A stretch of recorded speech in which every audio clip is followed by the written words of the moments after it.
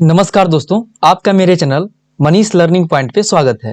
आज हम बात करेंगे कक्षा 6 का एक चैप्टर सौरमंडल में पृथ्वी, जो कि भूगोल की है। इस पर हम डिस्कशन करेंगे। तो आइए इस चैप्टर के बारे में एक एक करके जानते हैं। इस चैप्टर के अंतर्गत पहले हमको क्या पढ़ना है, इस चैप्टर से रिलेटेड क्या क्वेश्चन आने वाली है, क्या क्वेश्चन बन सकती है, वो हर एक पॉइंट के ऊपर हम बात करेंगे। जैसे कि इस टॉपिक के अंदर हमको क्या पढ़ना होगा, आप सोचिए। इस चैप्टर का नाम क्या है? सौरमंडल में पृथ्वी। तो सबसे पहले जानते हैं कि सौरमंडल में पृथ्वी का मतलब होता क्या है। सौरमंडल जिसका मतलब है सूर्य का परिवार, सूर्य के परिवार को ही हम सौरमंडल कहते हैं। और पृथ्वी जो है वो सूर्य के परिवार के अंतर्गत ही आता है। और सौरमंडल का जो मुखिया होता है वो कौन होता है? वो सूर्य होता है। जी हाँ, सौरमंडल में पृथ्वी अभी पढ़ना है इस चैप्टर के अंतर्गत, यानी कि सौरमंडल के अंतर्गत ही पृथ्वी है और सौरमंडल का मुखिया कौन है? सूर्य है। इस चैप्टर के अंतर्गत हमको क्या क्या पढ़ना है, पहले उस टॉपिक के बारे में जान लेते हैं। इस चैप्टर के अंदर हम लोग को पढ़ना है कि आखिर पूर्णिमा क्या होती है, अमावस्या क्या है, खगोलीय पिंड क्या है, तारा क्या है, ग्रह क्या है, तारा के प्रकार है जैसे कि ध्रुव तारा है, सप्तऋषि है, अर्सा मेजर, बिग बियर, ये सभी के सभी क्या है। सौरमंडल के बारे में डिटेल में जानेंगे, सूर्य के बारे में जानेंगे, ग्रह के बारे में जानेंगे, उपग्रह के बारे में जानेंगे, पृथ्वी, चंद्रमा और अन्य जितने भी ग्रह हैं उन सभी के बारे में हम डिटेल में इस चैप्टर के अंतर्गत जानने वाले हैं। देखिए यहाँ पे लिखा है, सूर्यास्त के बाद आकाश को देखना कितना अच्छा लगता है। आसमान में पहले एक या दो चमकते बिंदु ही दिखते हैं, लेकिन बाद में इनकी संख्या बढ़ती जाती है।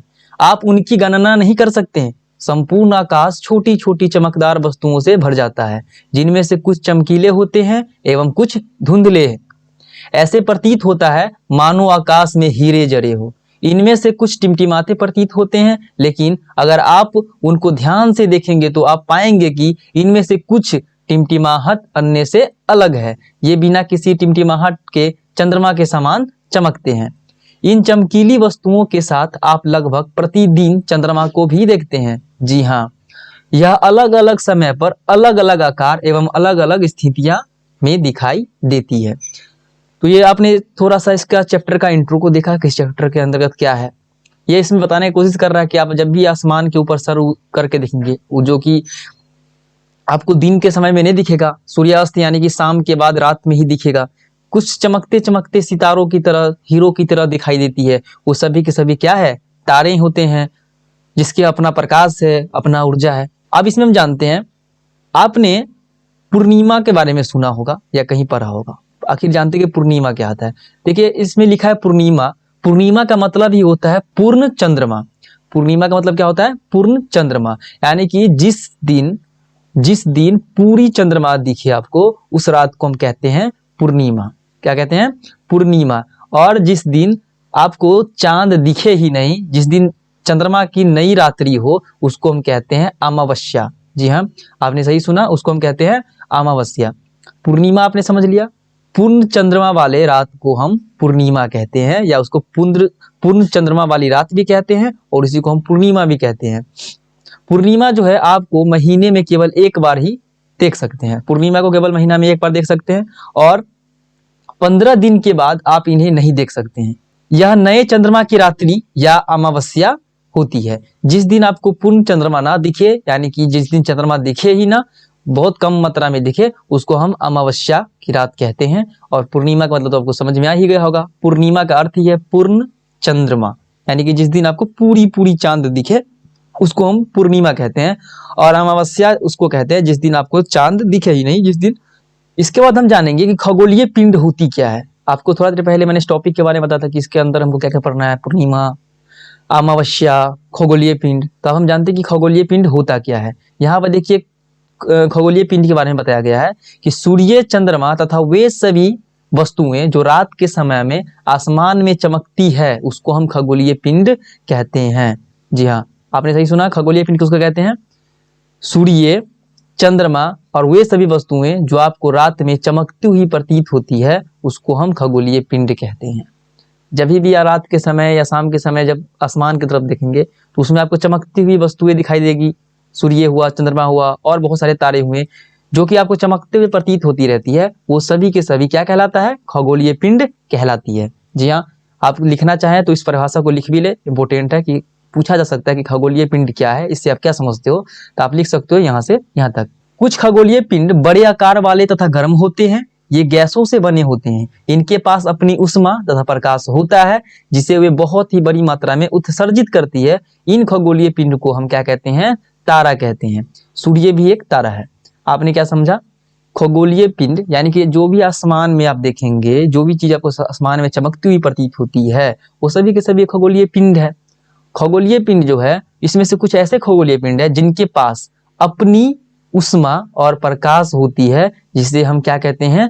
तारा कहते हैं। जी हाँ, तारा किसे कहेंगे? जिसका अपना उष्मा और प्रकाश हो उसको हम तारा कहते हैं। और इसी का उल्टा, जिसका ना कोई अपना उष्मा हो और ना कोई अपना प्रकाश हो, उसको हम कहते हैं ग्रह। जी हाँ, उसको हम कहते हैं ग्रह। यहाँ देख ले, तारा भी एक खगोलीय पिंड का ही हिस्सा है। खगोलीय पिंड यानी कि आसमान में दिखता ही है।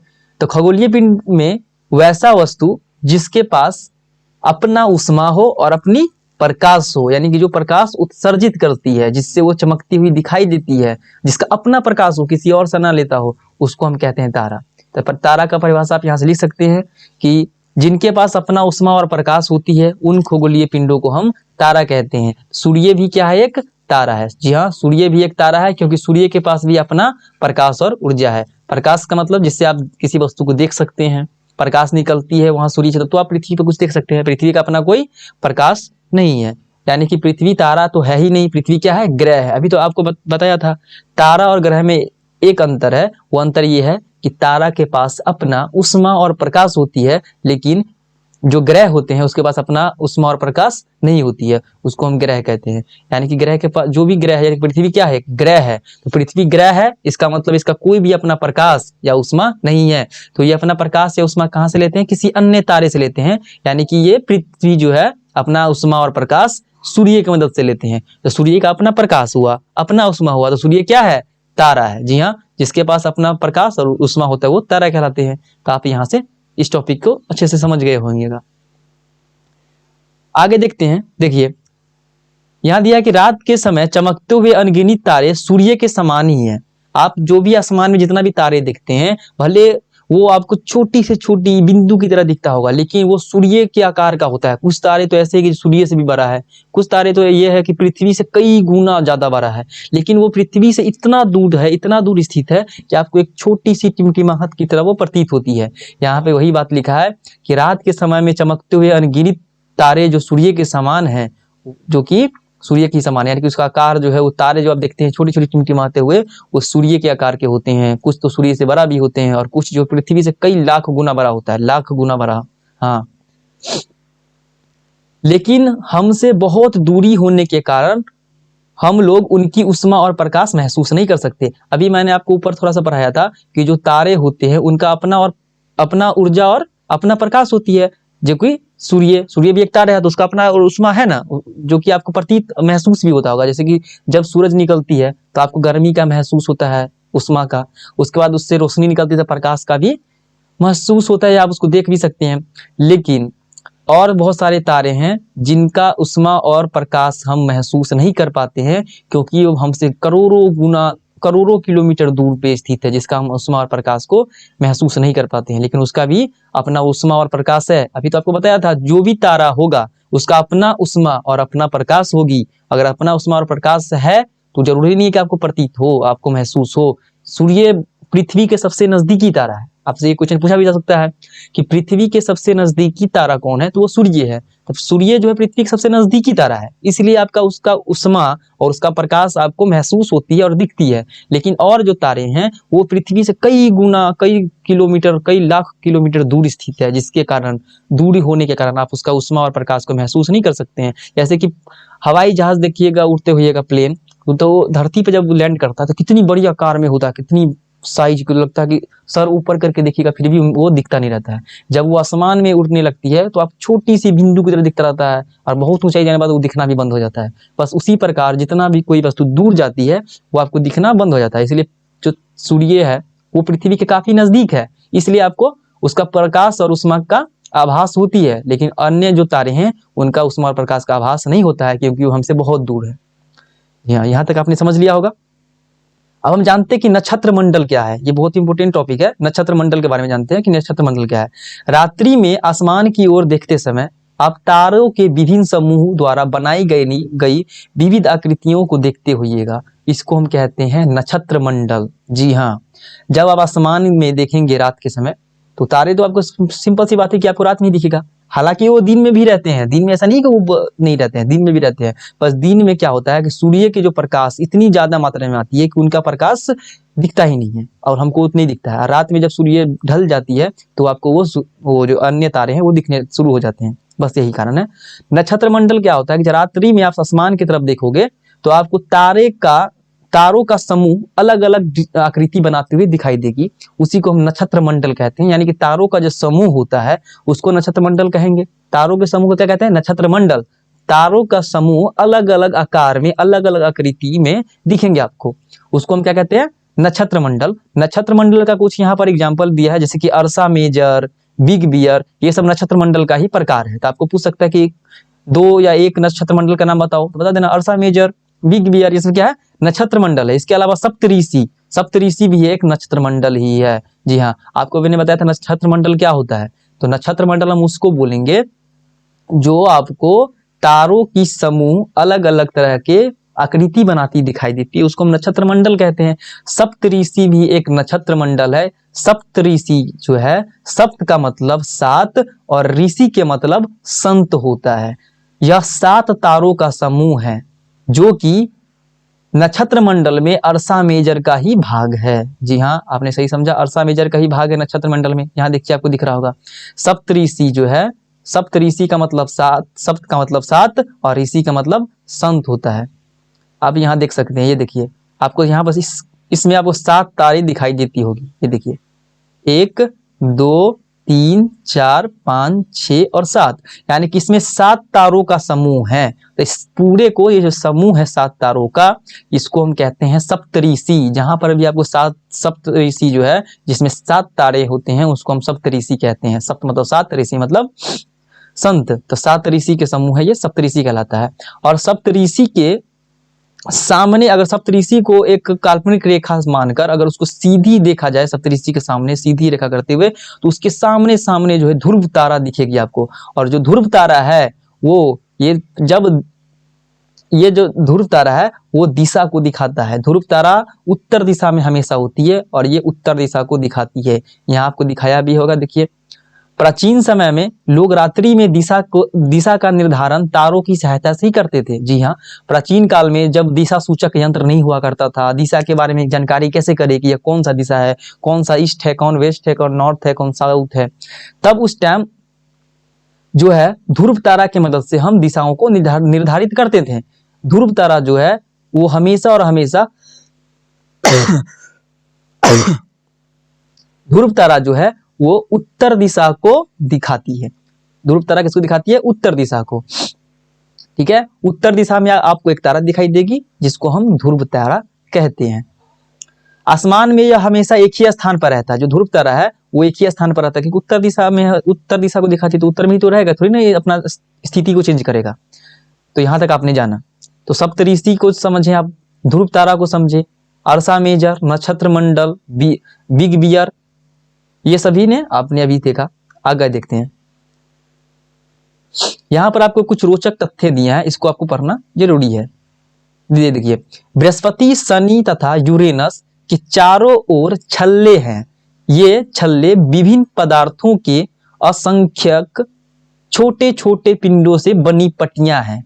पृथ्वी से इन छल्लों को शक्तिशाली दूरबीन द्वारा जो है देखा जा सकता है। जी हाँ, बृहस्पति, शनि, यूरेनस, ये जो ग्रह हैं, इन ग्रहों के चारों ओर एक छल्ला होता है। ठीक है, इसको आप नॉर्मल आंख से नहीं देख सकते हैं, आप माइक्रोस्कोप की मदद से या टेलीस्कोप की मदद से देख सकते हैं। आपको दिखाते हैं, ये देखिए, ये रहा शनि, ये शनि देखिए, शनि के देखिए जैसे कि और ग्रह है उसके ऊपर पृथ्वी जो है उसके ऊपर छल्ला नहीं है, इसके चारों ओर जो है छल्ला नहीं है। ये देखिए हम लोग का पृथ्वी ये रहा, हम लोग के पृथ्वी के जो है यहाँ पर कोई भी छल्ला नहीं है। लेकिन आप जब ये जैसे ही शनि को देखते हैं, इसके चारों ओर देखिए छल्ला बना हुआ है। चारों ओर ये सर्कल के टाइप से ऐसे करके घूम के ऐसे आया है, ये छल्ला है। ये छल्ला आपको नॉर्मल आंख से तो नहीं दिख सकता है, आप इसको टेलीस्कोप से देख सकते हैं पृथ्वी से। यही यहाँ पर बताया था। आपको इससे पहले मैंने ग्रह के बारे में बताया था कि कुछ उल्कापिंड होते हैं, कुछ उल्कापिंड ऐसे हैं जिनका ना कोई अपना प्रकाश है और ना उष्मा है, उसको हम कहते हैं ग्रह। जी हाँ, वैसा उल्कापिंड जिसका ना कोई उष्मा हो और ना प्रकाश हो उसको हम क्या कहते हैं, ग्रह कहते हैं। तो आपने ग्रह का, अगर ग्रह का परिभाषा लिखना चाहो तो यहाँ से लिख सकते हैं, कुछ उल्कापिंड अपना प्रकाश एवं ऊर्जा यानी कि अपना जो प्रकाश है और उष्मा है उसके पास नहीं होती है, उसे हम ग्रह कहते हैं। ग्रह और तारा आपको समझ में आया होगा, तारा इसका उल्टा है। वैसा उल्का पिंड जिसका अपना उष्मा और अपना प्रकाश हो उसको हम कहते हैं तारा।